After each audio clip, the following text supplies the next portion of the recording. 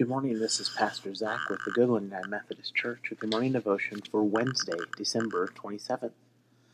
Today I'm going to share with you another couple reflections on Christmas carols from the book Why This Jubilee, written by James C. Howell. The first one is a song called Some Children See Him. He writes, James Taylor favored us all by recording Some Children See Him, one of the several lovely carols written by Alfred Burt, who died in 1954 without having achieved any commercial success. The carol's insight is simple. There are some children who see Jesus as fair with soft hair, while others see him with darker skin and hair. Yet other children see him with almond eyes and olive skin.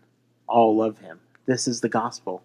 Children in every place will see the baby Jesus' face as being like their own, glowing with grace, full of holy light.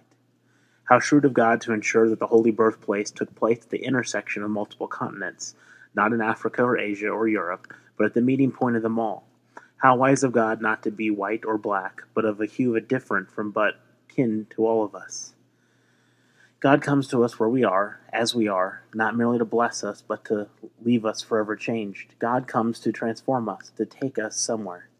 The gospel comes to us in this way, or not at all. We hear first in our own tongue. God shows us our own face in God's holy face. God does this to stop us in our tracks, so we might figure out that many of our most treasured convictions are just plain wrong, and we've missed out on all the joy.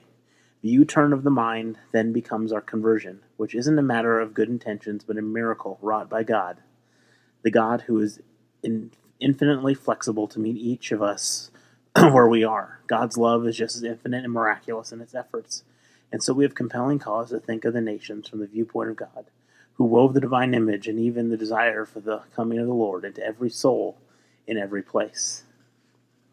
The next reflection is called And the Soul Felt Its Worth. He writes, if we had a checklist for this season, it probably would include sitting on a crowded pew listening to a soulless rendition of O Holy Night. How odd. A song that we love, that we may never have sung together. We listen. Among its many fine phrases, we hear this, till he appeared and the soul felt its worth. Society measures worth by salary, real estate, portfolio, and countless other status markers. Jesus, born to very poor parents, himself homeless for some time, despised and rejected, does not seem to notice and certainly is not impressed. How fantastic are you? Look at your fingers, your skin, hair. Feel your pulse, notice your breathing. Feel the weariness in your feet or the hunger in your stomach. God said, I will be like that.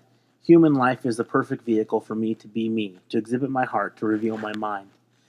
As a human being, I have immeasurable worth because God joined God's own self to who I am, who you are, to the stranger, to the one you love, the one who broke your heart, even the one who doesn't believe.